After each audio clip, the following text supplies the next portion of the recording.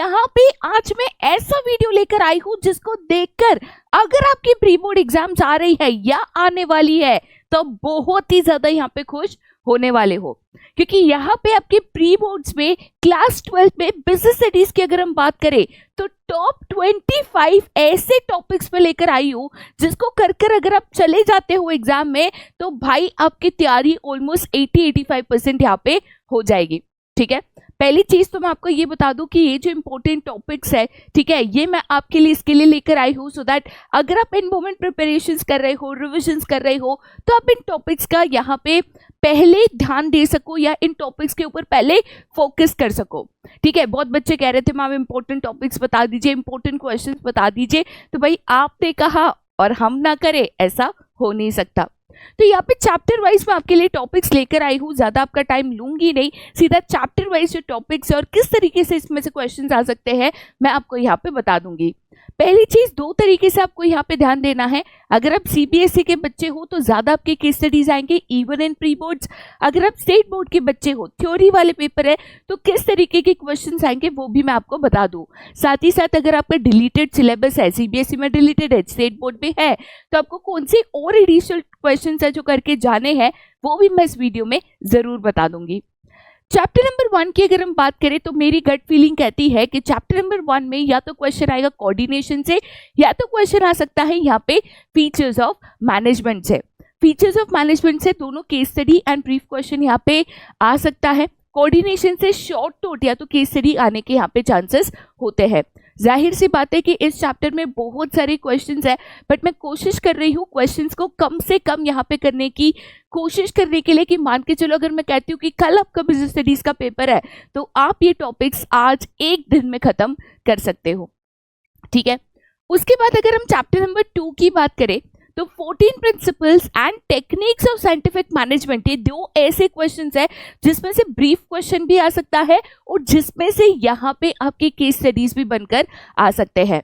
ज्यादातर रिपीटेटिवली यही दो क्वेश्चंस है जो बोर्ड एग्जाम्स में पूछे गए हैं, इसके लिए ये दो क्वेश्चंस को बिल्कुल ही तैयार करके जाइएगा। साथ ही साथ एक याद रखिएगा, इनके डायग्राम्स एंड एग्जाम्पल्स भी तैयार करके जाइएगा सो दैट आप एक्स्ट्रा मार्क्स यहाँ पे स्कोर कर सको।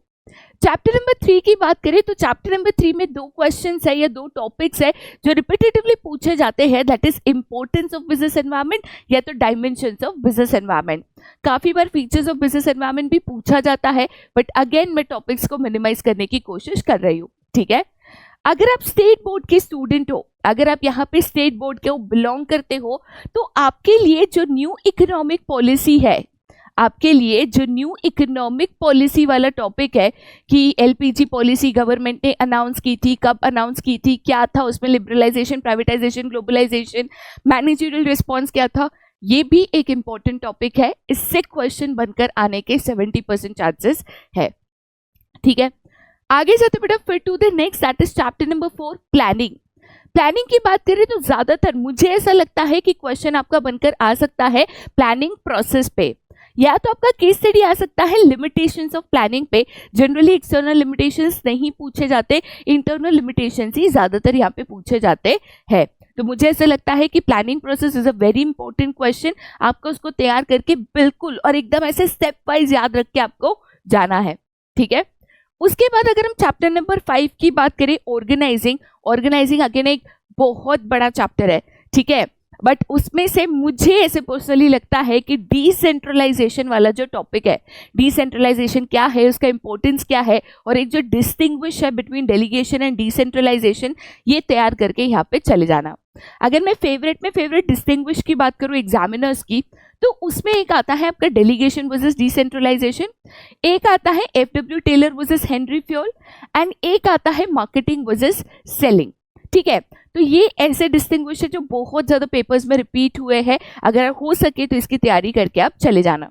ठीक है, नेक्स्ट है chapter number 6, that is staffing. Staffing की बात करें again it is a very big chapter, बहुत सारे टॉपिक्स एंड क्वेश्चंस है, बट इसमें से दो क्वेश्चंस जो आपकी पेपर सेटर्स के फेवरेट रहे हैं वो है एक्सटर्नल सोर्सेस ऑफ रिक्रूटमेंट, या तो सोर्सेस ऑफ रिक्रूटमेंट रादर मैं कहूंगी पूरा ही करके चले जाना। ठीक है, इंटरनल सोर्सेस में ज्यादा तो कुछ है नहीं, ट्रांसफर एंड प्रमोशन है, लेकिन इसके एडवांटेजेस डिसएडवांटेजेस करके जाना। ओके, उसके अलावा जो सोर्सेज ऑफ एक्सटर्नल रिक्रूटमेंट है वो आपको एकदम अच्छे से प्रिपेयर करके जाना है। एंड साथ ही साथ ये जो ट्रेनिंग वाला टॉपिक है, ट्रेनिंग क्या है, बेनिफिट्स ऑफ ट्रेनिंग क्या है, डिफरेंट मेथड्स ऑफ ट्रेनिंग क्या है, तो बेसिकली ये जो ट्रेनिंग वाला टॉपिक है ना बाबू, ये ट्रेनिंग वाला टॉपिक जो है आपको यहाँ पे तैयार करके जाना है। ठीक है, मोस्ट केसेस में बेनिफिट्स ऑफ ट्रेनिंग के ऊपर यहाँ पे केस स्टडी पूछा जाता है कि identify the concept and state it's benefit. तो कंसेप्ट आइडेंटिफाई करना है कि यहाँ पे कंसेप्ट ऑफ ट्रेनिंग यूज हुआ है और उसका इंपॉर्टेंस यहाँ पे आपको बताना है। ठीक है, अगर आप स्टेट बोर्ड के बच्चे हो तो आपके लिए मेथड्स ऑफ ट्रेनिंग भी पूछा जा सकता है, क्योंकि आपको मेथड्स ऑफ ट्रेनिंग जो है डिटेल में गिवन है, एडिशनल मेथड्स भी गिवन है, ये भी मैं आपको बता दूं। राइट, उसके बाद चैप्टर नंबर 7 की अगर हम बात करें डायरेक्टिंग, तो डायरेक्टिंग में अगेन बहुत सारे क्वेश्चंस है, बट मुझे लगता है ये दो बहुत ही इंपॉर्टेंट क्वेश्चंस है, रिपीटेटिवली यहाँ पे पूछे गए हैं। 85% चांसेस है या तो क्वेश्चन आएगा फाइनेंशियल नॉन फाइनेंशियल इंसेंटिव्स पे, या तो क्वेश्चन आएगा आपका यहाँ पे बैरियर्स टू कम्युनिकेशन के ऊपर। ठीक है, ज्यादा चांसेस होते हैं बैरियर्स टू कम्युनिकेशन के ऊपर, या तो केस स्टडी बनकर आ जाता है या तो ब्रीफ क्वेश्चन बनकर यहाँ पे आ जाता है। ठीक है, उसके बाद अगर कंट्रोलिंग की बात करें तो कंट्रोलिंग में जो कंट्रोलिंग का प्रोसेस है, it is a very important question. ठीक है, काफी बार कंट्रोलिंग का प्रोसेस पूछा जाता है, प्रोसेस नहीं तो इंपॉर्टेंस पूछा जाता है। ठीक है, बट अगेन मैं कह रही हूँ प्रोसेस करके चले जाओ, प्रोसेस नहीं तो इंपॉर्टेंस पूछा जाता है, समय हो तो इंपॉर्टेंस कर लेना। ओके, नेक्स्ट है relationship between planning and controlling. ये मोस्ट केसेस में केस स्टडी के तौर पे पूछा जाता है कि यहाँ पे कौन से दो फंक्शंस गिवन है, उन दोनों में क्या रिलेशनशिप है। ठीक है, या तो एक कंट्रोलिंग का ना एक पेपर सेटर का बहुत इंपॉर्टेंट मतलब बहुत फेवरेट क्वेश्चन है। ठीक है, क्वेश्चन बनकर इस तरीके से आ जाता है, controlling is an indispensable function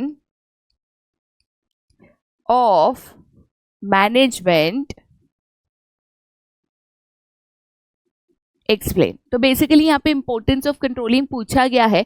ठीक है, मैं आपको सजेस्ट करूंगी या तो आप यहाँ पे रिलेशनशिप करके जाना या तो आप यहाँ पे इंपॉर्टेंस करके जाना। समय तो तीनों ही कर लेना, बट समय नहीं है तो या तो रिलेशनशिप आएगा या तो इंपॉर्टेंस आएगा। ठीक है, चलिए आगे जाते बेटा, फिर to the next that is financial management. Part B के ऊपर हम यहाँ पे आ चुके हैं। फाइनेंशियल मैनेजमेंट की अगर हम बात करें तो फाइनेंशियल मैनेजमेंट में ये 3 टॉपिक है जो तैयार करके चले जाना। वैसे तो अगेन बहुत बड़ा चैप्टर है, बहुत सारे इसमें ब्रीफ क्वेश्चंस है, बट ज़्यादातर केस स्टडी जो आती है या ज़्यादातर ब्रीफ क्वेश्चंस भी जो आते हैं या तो फिक्स्ड एंड वर्किंग कैपिटल के ऊपर आएंगे कि identify the factors affecting the fix capital requirement of the business और working capital requirement of the business etcetera. या तो क्वेश्चन आ सकता है identify the financial decision taken and factors affecting, तो डिविडेंड डिसीजन पे आ सकता है, या तो क्वेश्चन कैपिटल स्ट्रक्चर के ऊपर यहाँ पे आ सकता है। ठीक है, चांसेस ये भी है कि कैपिटल स्ट्रक्चर पूरा आप करके चले जाना, चांसेस ये भी है कि इसके ऊपर न्यूमेरिकल्स भी आपको पूछे जा सकते हैं। ठीक है, चलिए आगे जाते बेटा, फिर to the next that is your financial markets. अब फाइनेंशियल मार्केट में अगेन स्टेट बोर्ड के बच्चे हो तो एडिशनल क्वेश्चंस है जो मैं आपको बता दूंगी, बट पहले आप ये समझ लो। ठीक है, फाइनेंशियल मार्केट की अगर हम बात करें तो सबसे पहला इंपॉर्टेंट क्वेश्चन है that is the trading procedure. Sequence of steps यहाँ पे बहुत इंपॉर्टेंट है, टॉपिक अच्छे से तैयारी करके जाना है। ठीक है, उसके बाद नेक्स्ट है सेबी। सेबी पूरा का पूरा टॉपिक इंपॉर्टेंट है, सेबी के ऊपर क्वेश्चन आने के मैं आपको कह सकती हूँ 85 to 90% चांसेस है। राइट, उसके बाद नेक्स्ट इंपॉर्टेंट टॉपिक है दैट इज स्टॉक एक्सचेंज, और स्टॉक एक्सचेंज में और एक मैं आपको बता देती हूँ। ठीक है, डिस्टिंग्विश है जो आपको करके जाना है that is money market versus capital market.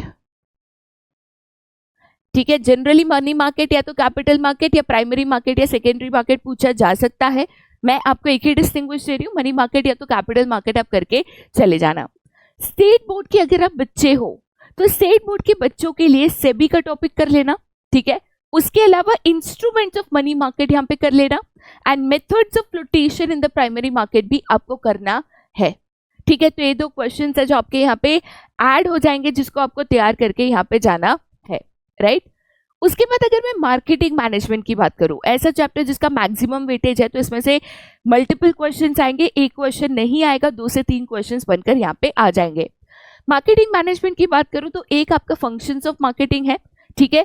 उसके बाद मार्केटिंग मैनेजमेंट की फिलोसॉफीज है जो केस स्टडी के तौर पे भी आ सकती है। एंड नेक्स्ट है factors affecting the pricing decision of the company, ठीक है।